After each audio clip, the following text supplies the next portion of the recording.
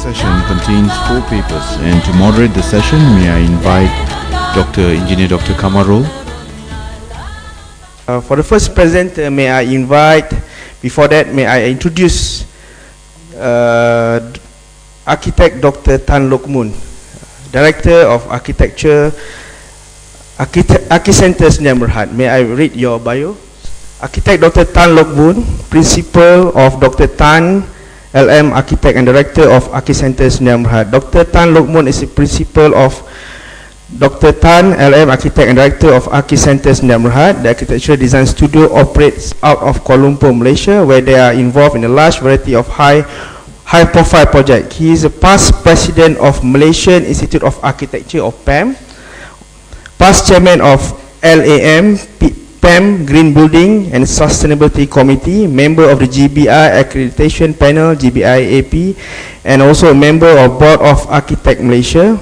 Dr. Tan studied at Taylor College, Kuala Lumpur, and obtained his architectural training from Deakin University and later his doctorate from Melbourne University, Australia. Dr. Tan's doctoral studies were in social and self-help housing, and he has worked in most part of urban and rural Australia, Uruguay, Argentina, and Brazil. In Malaysia, Dr. Tan's architecture embraces and interprets regionalism in a modern social context. In a rapid changing of world landscape, he believes that well-designed buildings and spaces actually create value for all the users. Okay, without further ado, may I invite Dr. Tan to present his speech. Thank you. Good afternoon, everyone. Thank you for the kind opportunity to share with you for half an hour some ideas on green housing. I thoroughly enjoyed that you're launching an information portal, because in my talk there are a lot of ideas and a lot of dreams. So architects love to dream, okay? Then you guys have to make it come to reality. So I'll take you through a guide on green housing, where we are standing at the moment in Malaysia, and as well as that, I'll give you an insight into some of the thoughts of a crazy architect. We will fight for our homes. This is something that is happening all over the world. This picture, incidentally, was in America. You would never think that Americans would need to fight for their homes, but there was a time when the banks were closing in on them, and they felt like it was the Red Indian time again, you know, surrounded by people, and of course these guys are bankers, and they want to take their homes. And the whole idea about homes and sustainability, green, it goes beyond just technology. It goes into a world system, the finance system, etc. So I want to go through a few chapters, and I'll run through as quickly as I can. I hope I leave you some ideas. There are a lot of doctoral theories and studies that can come out of this, and I hope you take some of it, and I hope you develop it, and you become multi-billionaires, and donate back some money back to poor charities like CIDB. A better tomorrow, wow. 31st October 2011, we hit 7 billion people. The world has moved on. How is this civilization, how is this growth like? We always think that everyone grows and it grows evenly around the whole world. Recently, a meteor crashed into the eastern part of Russia and it hit nothing, because you start to realize that most of the world is uninhabited. Nobody lives there. Interestingly, like ants, like all people or community, we gather together in cities. And when cities grow, they grow at great exponential speeds.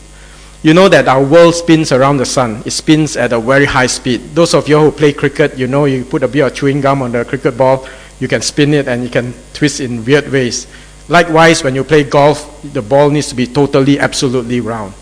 What happens is that when God created the world, I believe it was absolutely round. Except that now, humans, we are so clever, we like to stay together, and we start to pack New York City, we pack Beijing, we pack Shanghai, 21 million now, and you start to see an uneven, unbalanced ball, traveling at extremely high speeds around the sun. Now, what will this mean? It means one day we'll swing out of orbit, it could be. Another thing is that increasingly you find in the papers today, meteorites flying past us, and things that we never saw before starting to appear on the horizon. And this is where we are at. Wow, how we have grown. In the past 100 years, we grew from 1.5 billion people to where we stand today, 7.3 billion people. And if you look at it, I was born in 1960s. You look at it, about 4.5 billion people added during my lifetime. Even in the time when I'm alive, we start to see massive changes. How fast are we growing? We're growing at 200,000 people a day. That's amazing, isn't it? Okay, a lot of voters that can vote for the Malaysian election, if you record every one of them. 1 billion in 10 years. Of course, you know Sabah had 300% growth. What does this mean? If 200,000 people born a day, 1 billion in 10 years. Plenty of work for the building industry. So if you ask me, my children ask me, what should I study that? I said there are two industries you should be in. Number one is food, number two is shelter. Clothing, for some reason, we seem to have sort of sorted that out. And the world will change based on current growth of people, where the babies are all born and who's more active in bed. You find that by 2050, the whole world's population, the demographics will change. You find that India will be the largest population. China, they become rich, then they become not so productive, they will drop. And you find, interestingly, Nigeria, 2, 4, 6, number 7 will go up to number 3. So you find that these are the ones that will spread like rabbits. And they will change the world demographics. Why it's important is because housing is a cultural thing. Shelter is a cultural thing. We cannot design buildings that does not meet the need of cultural needs. What is tomorrow like?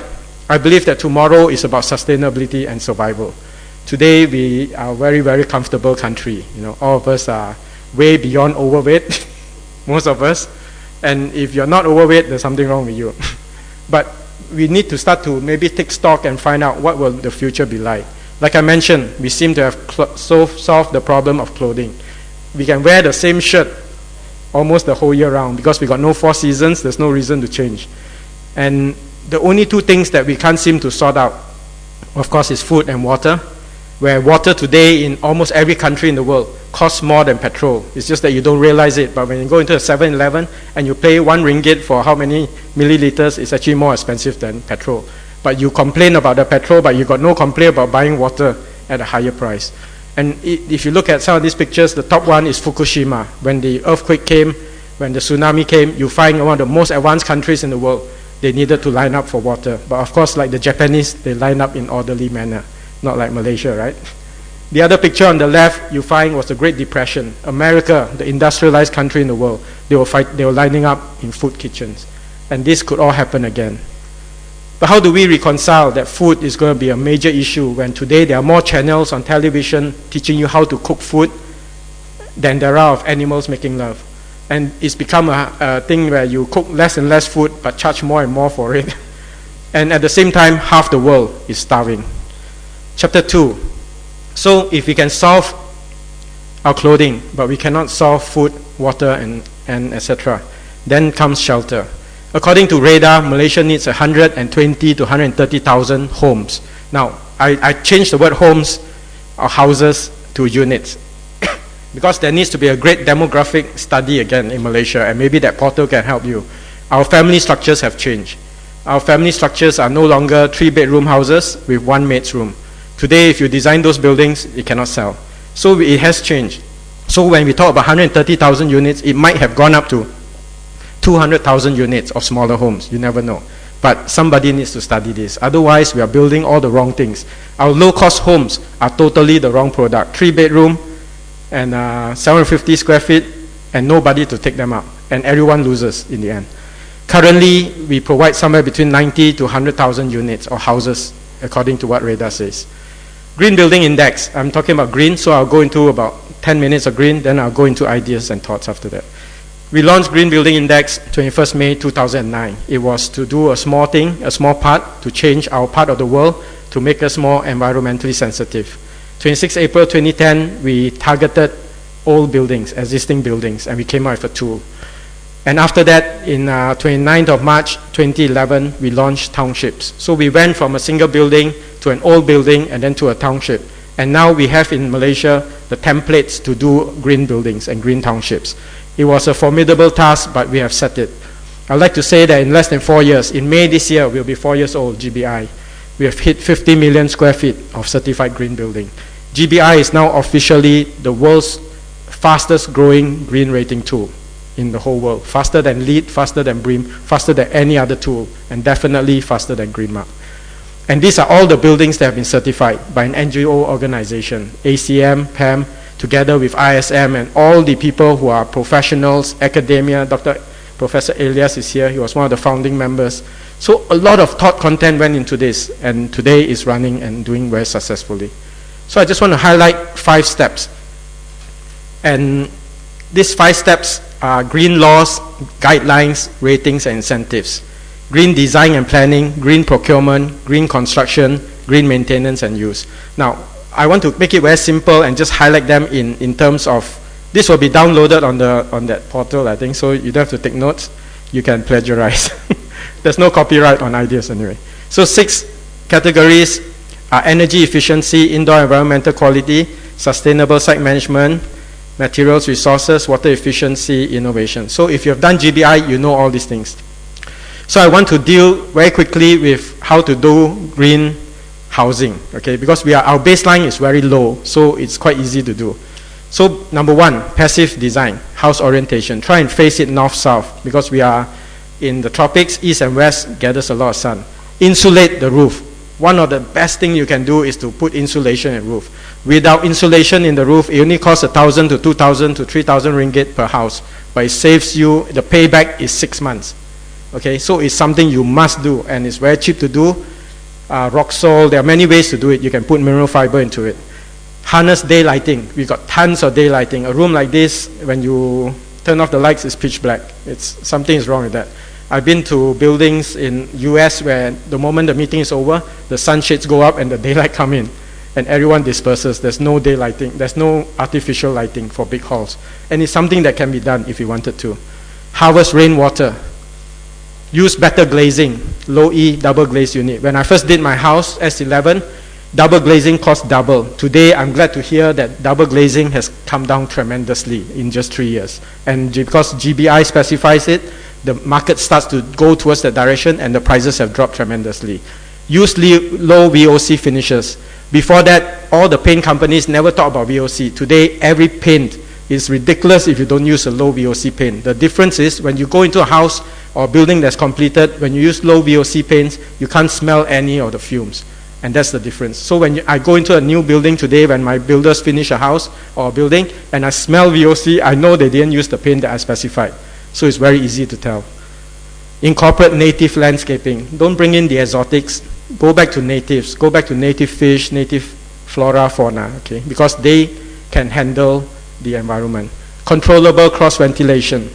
Why in the past we used to say just cross-ventilation, but now having experienced it and gone 3 years down the line in GBI, I realized that the word controllable is necessary. I give you an example. If you stay in a kampung house and next door Tesco comes, builds a huge car park next to you, right in front of you, 20 feet away, and if your louvers are not operable, and the tarmac, the tar road will heat up to 46 degrees Celsius, you will become like satay. Sudah dipanggang. So what you must do is, you must close all your shutters in the daytime because you cannot let the heat come in. So if you cannot control your cross ventilation, you will be cooked, rightly cooked, okay? Not medium rare, but well done. So what you have to do now is not just look at, in the past architecture we always say cross ventilation. But now under GBI we have taken one step further, controllable cross ventilation. And it's very important because you cannot control what your neighbor does. So you must be able to close up, okay? So this is a PhD topic. You can do it. It's very easy. You get your PhD straight away. Public transport links and local community facilities. The importance of townships now. Now when you do suburbs, they also put in some shops now. Because otherwise you have to drive to KL to buy your sundry things. You run out of milk, you run out of bread, you have to drive 5 kilometers, 10 kilometers. But when you have a shop nearby, you can actually walk there. On your way home, you can stop by on the way home from school or from work and pick up your groceries. All these things become important. And these are the 10 essentials for a guideline at this point in time. Later on, some of them will change. We'll move up higher and higher, okay? So I put that earlier, green laws, green incentives, green tools. After that comes green design. Green design comes from GBI. You follow GBI as a template. It's free of charge. It's like a recipe. You want to build a green building, you follow a recipe, you get green building. You want to cook curry, you follow a curry recipe, you get some sort of curry, okay? And what happened after that comes green procurement. At one point in time, we couldn't find green materials. But now MGBC has embarked on this. They have come out with volume 2. Volume 3 is coming out now. And all the products are listed there. Not only are they listed, their trade literature is there. They tell you what's their green content, how much of it is recycled, etc. So suddenly all the information is on your fingertips, whereas a time ago it couldn't be found. The other big part, of course, is after design, after selecting your materials, is construction. And I'm very happy to announce for CIDB that your guidebook on planning and implementing green practices for building construction works just came out. I got my complimentary copy. Very stingy, CIDB, only one complimentary copy. Others you have to buy, I think it's $30. But in it is a very detailed explanation of the missing link. All the time that GBI was set up, we had this big missing link, which is something that CIDB had to tie up, and I'm very happy to say that they have done it. And now green contractor, green construction, there are a lot of items in there. If you are a research person, you got students who want to do a doctorate or do research, get into one of those topics, write up the practice note on it, and it will become something that will change Malaysia. So that's the guidebook on doing green housing projects in Malaysia. Now I'll tell you all the architect's dream. And I hope you take it with a pinch of salt. There are some ideas here that we are developing ourselves in my office, and I'm sure there are ideas that you can pick up. Shelter. What is the problem? The problem is that greed has overtaken need. And today we are starting to see greed overtaking green as well. Because now we find developers starting to certify their own projects. Okay, so when you start doing that, I believe that green is going out the door, the truthfulness and honesty of it, and greed starts to come in. There was a time when man built shelter for himself, okay, and that was due to need. Then somebody figured out that you could make tons of money selling something that you need, okay. So with money in exchange for a house. House was once a home, now a tradable investment. I love my house.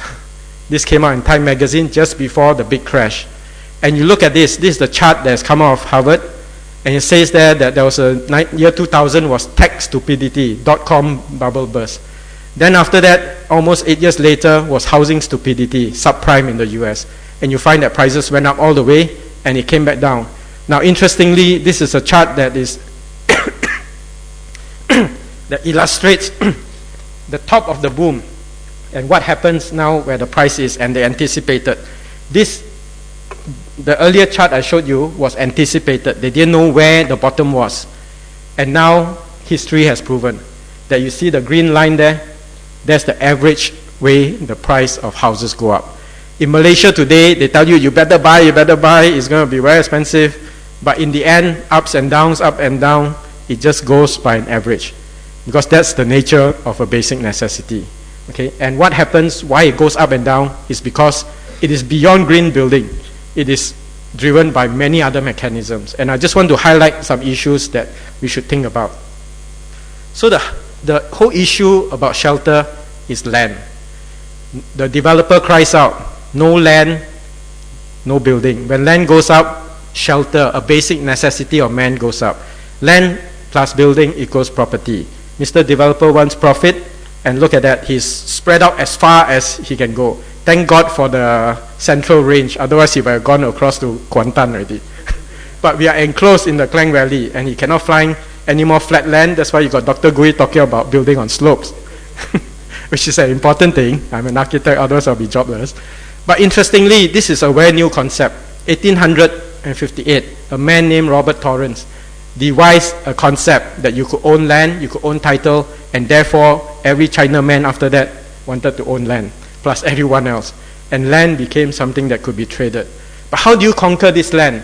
You conquered this land by the 1908, Henry Ford came out with a car that was produced, and this car, tractors, trains, all these automobiles conquered the land, the hydrocarbon engine. And this helped us to spread. And America is an engineered society. You find this true. And to get over one road over another, we have to do spaghetti junctions. By the way, Mid Valley is going to become like that.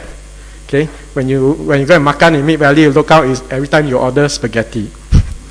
And as the city spread out, you find the infrastructure went with it. Giants, transformers went with it. And these are usually 2 chain wide, sometimes even 3 or 5 chain wide, going from our hydroelectric plants or our power plants to empower this city.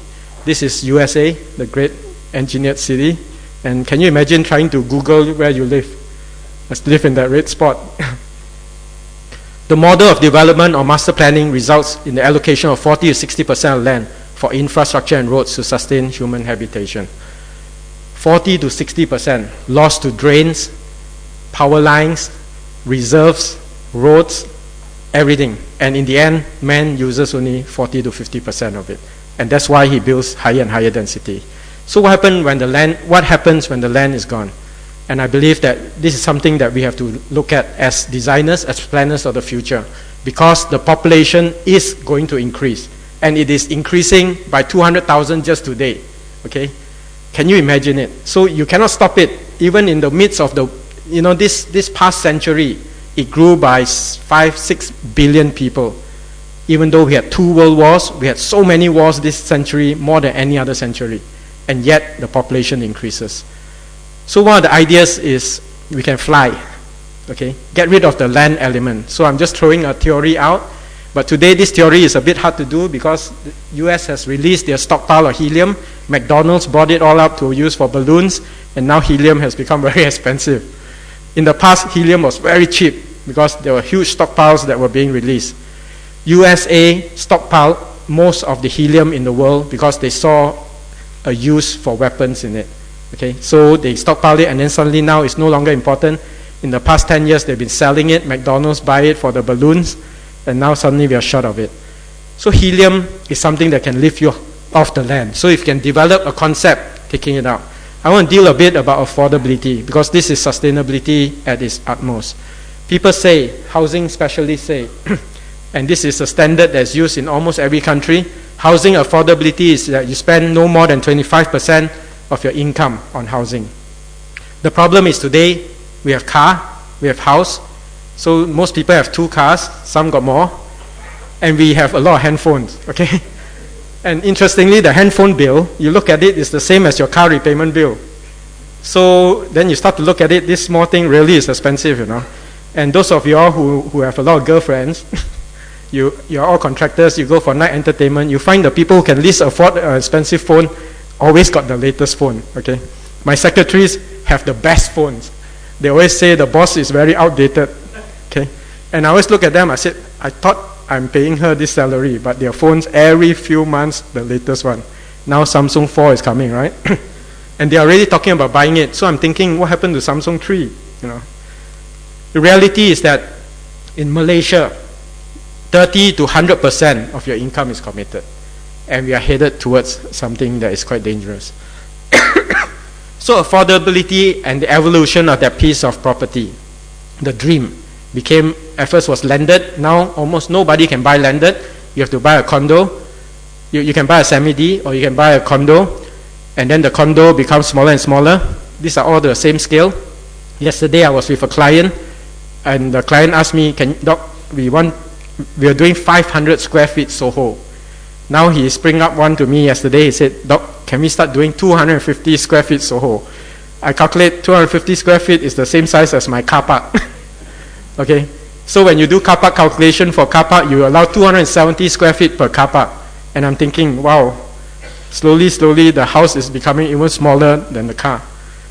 And that's for real, okay? Soho, Sovo, Sofo, and then now Soho. Greed and the evolution of that piece of shit. Sorry.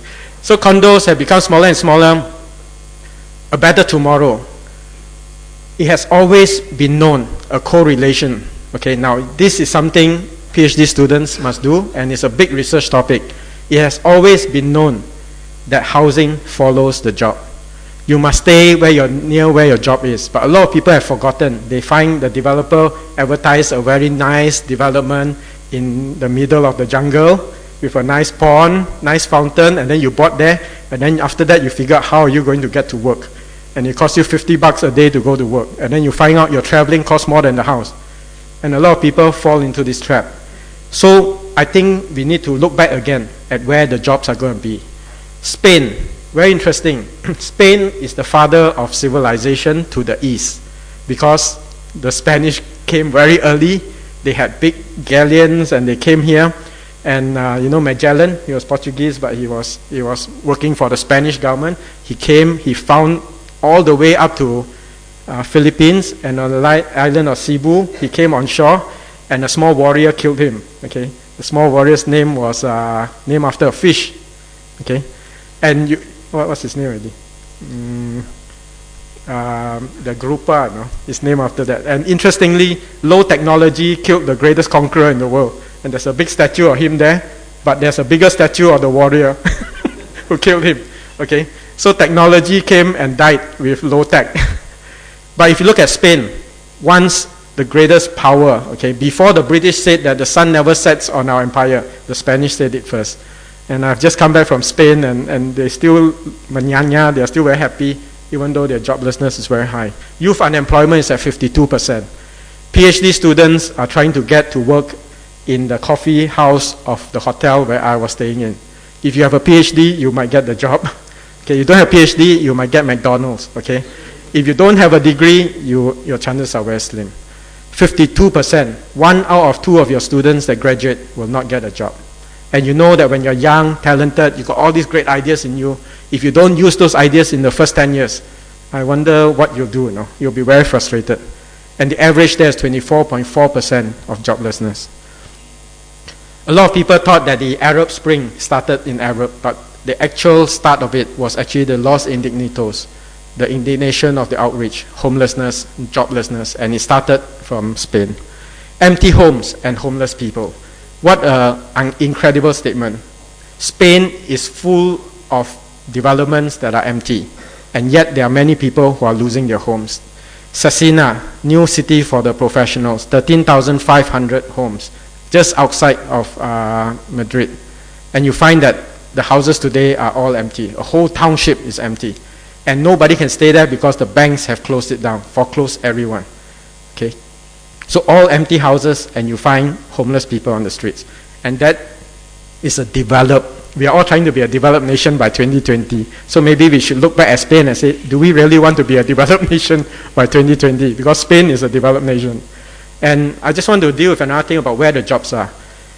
Jobs, interestingly, they guarantee Buffalo Building. Those who are fans of architecture, you know this Louis Sullivan building. It was one of the first steel frame constructed, brickwork clad high-rise building. And I've seen this building. It's in Buffalo. Today, Buffalo is totally empty. The city center has died. This building is owned by lawyers. They have restored the building. They charge you money to go and look at it. But other than this building and a few other buildings, the rest of the city, there's a shopping center in the center of town, totally empty. The city has died. It grew big during the car industry, and Buffalo was one of the export centers for the car. And interestingly, September 11, 2001, we crashed it into the financial center. Not we. I don't know who did it. The jury is still out.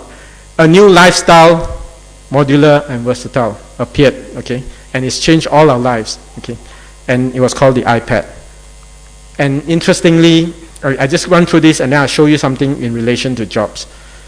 My office is now currently developing a modular house unit that, because we are using GBI principles, we can make it totally zero energy, net zero, okay? And we have solar panels, we have full insulation, we can put it anywhere, okay?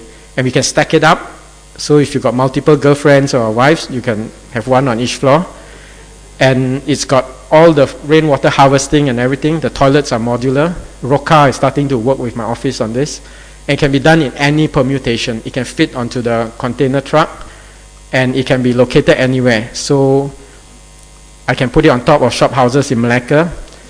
I can put it in the middle of DBKL facing Suria. I think I can stay there for 1 year before they realize it's illegal. Because I'll just say CIDB experimental house, and then later somebody else came and said, no, it's actually Dewan Bandaraya Information Center, then Tourist Information Center. I think I can squat there for 1 year. Got swimming pool, nice view. Okay, but this modular house can be anywhere. Okay, so I'm starting to use radical ideas. I'm not encouraging squatting, but I'm saying there's a lot of empty land outside the Klang Valley. This is my favorite when I want to travel. I'll put some sort of French secret service there. And then as long as you dress like an army soldier, you can probably stay there for a year. Okay? And tourists will take pictures with you. So the whole concept of a modular house that can be plugged in is exactly like containers. And you can stack containers up. You can also stack containers vertically up. Okay? It's all structurally sound by itself. And I just want to show you something that I think CIDB went with us to see Broad Group, the world's tallest building that's still waiting for approval to build, but the design has all been done. And it comprises units that are stacked up to the sky, and it will be taller than Burj Khalifa. And they plan to build it in 6 months. 220 stories. The idea of this is that when you stack it up, you free up the land below it. So it's the whole concept of this. And another idea that we are toying about is to actually float it. You know, cities, when Hong Kong first started, I don't know if many of you remember it. Today, you look at Hong Kong, it's only Gucci, Louis Vuitton, and all these things. But Hong Kong grew up with maybe a third of its population living on water. It was a water city. And if you could actually design something that could float, you would take away the land element, okay? And you already have examples of that, of cities that literally float. There's been a few examples where the engine broke down and people got very upset at sea. But the concept of it is quite interesting, you know, that if you instead of buying a piece of land in Klang Valley, 5,000 square feet costs you 3-4 million in Damansara Heights. The 3-4 million, you could actually buy a big pontoon, bigger, you know, you can have a driving range, and you can do all sorts of things. You can have aquaculture, and you can just, you know, dump the whole family in it, build a little cabin on it, and you tell the person, or you direct it, end of this year we'll be in Hawaii for holidays, and then make sure he goes there, you know, save all your MAS travel tickets. So there's actually an idea there that can be developed. The house and the car. I mentioned just now that the jobs will be where people will go. And unfortunately, to conquer the land, to get to the jobs, you need a car. I found this to be very true when I first came back from Australia, and I realized that without a car, I couldn't go to work in Malaysia. So by hook or by crook, I borrowed money. Those days was Proton. Now, I think Proton is still around, right? But I remember saving up money to buy a car, more than anything else, because I had to get to work. And I started to realize that, you know, when we say that shelter is important, but actually the car started to become very close to that shelter. And I mentioned just now that the designs that we are doing, and yesterday my crazy client asked me to do a 250 square feet apartment, and I started to realize that, hey, why don't we forget the house, just buy a car, okay? And house almost same size as car, so why buy house and car?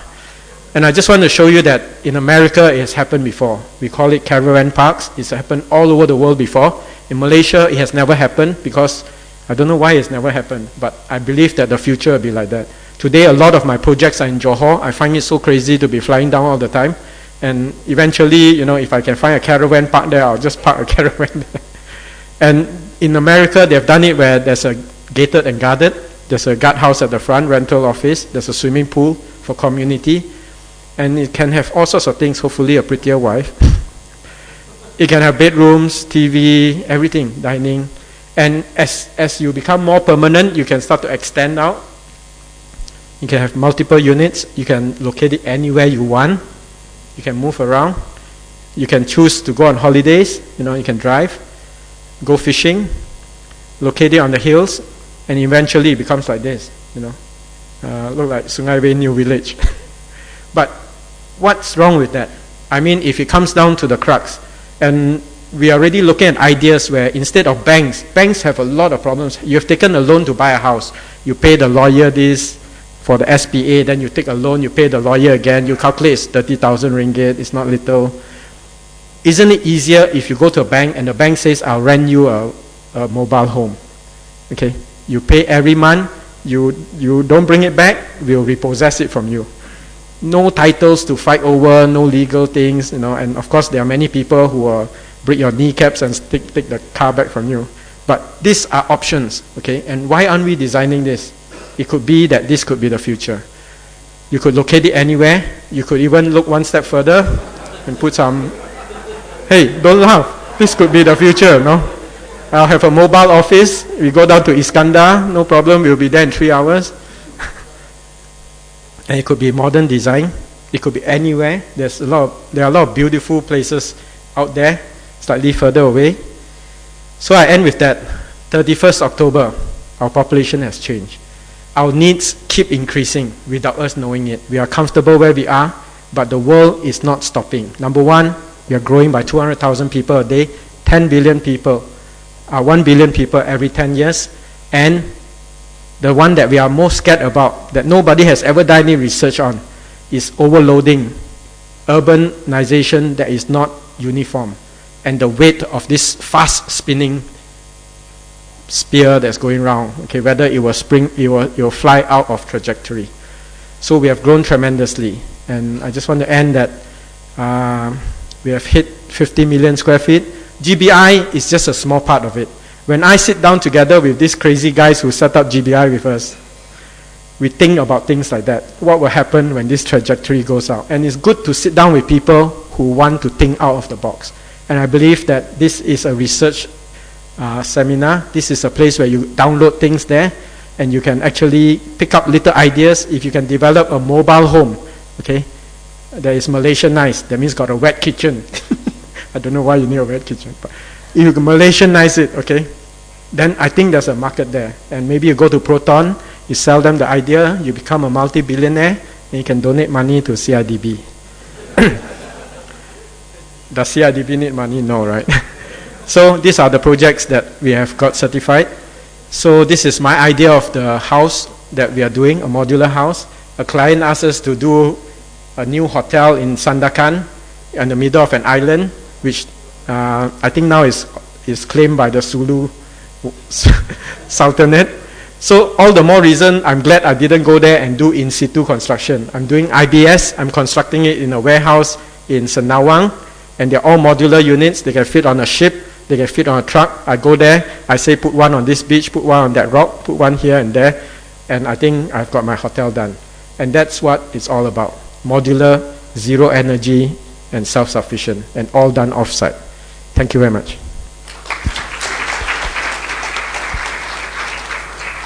We do have time for Q&A, Doctor. Any question from the floor? Any question to Dr. Tan from the floor? Thank you.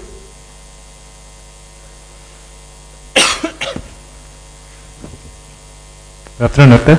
Hi. I'm Karthik from Green Business JV Marketing, Neighborhood. We actually manage Matthias lah, great man. Yeah, so he needs to be managed. So my question here is, just now you were talking about one of the client developer talking about 25. What was your answer to him? Okay, the reason why he wanted to do that was because the site was near a general hospital, and he said the nurses need to buy something, and you see, developers think this way. I'm sure there are developers here, right? Which you'll now give me another job, but too bad for me. He works this way. He wants to make his profit. He still wants 600 or 700 ringgit a square foot. But he knows the nurse salary can only borrow this amount. So instead of lowering his price, he shrinks the unit. Very smart, isn't it, developer? You cannot get anything more from him. So, but living next to a nurses, for nurses' quarters, he thinks that it gives them ownership. At the same time, it's big enough. It's like a hotel room. 260 square feet is like a 3-star hotel room. Okay, a normal 4-star, 5-star is about 360, 100 square feet more. So 260 is very nasty. Okay, it's slightly bigger than a car park. But his idea is that they are for hostels, and the nurses want it. Now I calculated for him that, and this is what turned him off. Okay, because for a normal house, the toilet, if it's 1/3 of the building, you sell at that price, you make money. But the problem is when you reduce the building size down, the toilet stays the same size. There's only, you can't have a shit upside down, right? So you cannot stack things up anymore. The toilet cannot be any smaller. So it becomes half the size, and toilets are expensive to construct as compared to the rest of the open space. So I told him, you'll make less money. Oh, is it? Then he asked me, go and do a calculation. You don't believe. So this week I've got to get a QS to calculate it, but I'm very certain that his profit will be less.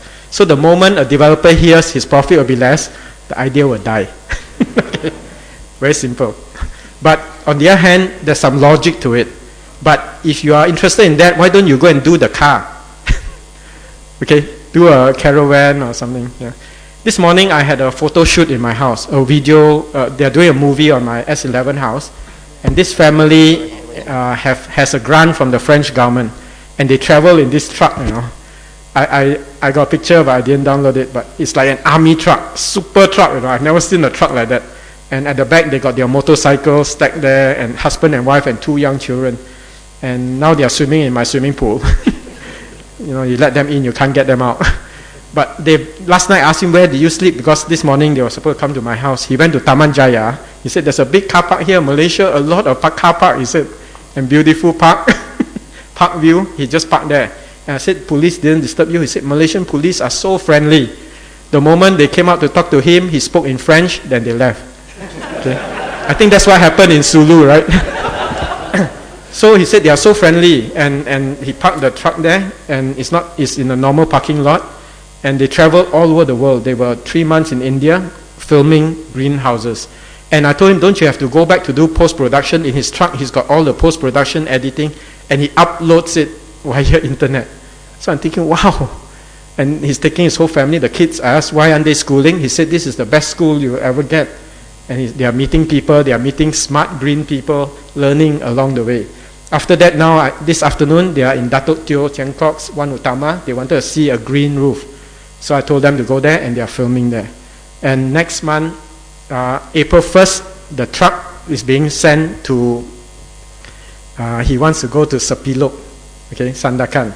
Then at first, originally, he wanted to drive south, but I told him, if you drive south now, likely you will end up in South Philippines. So they are thinking about their program at the moment. But that, you know, he lives in a truck, and the truck is super sophisticated. I wish I had a truck like that. Okay, and so it's something to think about, that there are many different ways that the job goes with them. So like I say, a lot of our jobs today, when I interview staff, they live in totally wrong parts of the city. And I literally have to say, do you need a travel allowance? Because for them to change job locations kind of work for me. It's very tough. Yeah. Okay, any other questions? Please. Another question before I give this floor to Mr. Gabe Matthias. You are here now. Another questions? Maybe last question for Dr. Tan? I will have to excuse myself from the end of forum discussion. Okay. No problem. Okay, so I hope you don't mind. All right. So if there are any questions, I'll take it now. No questions. Good. Happy green hunting. Thank you. Another round of applause to Dr. Tan, please.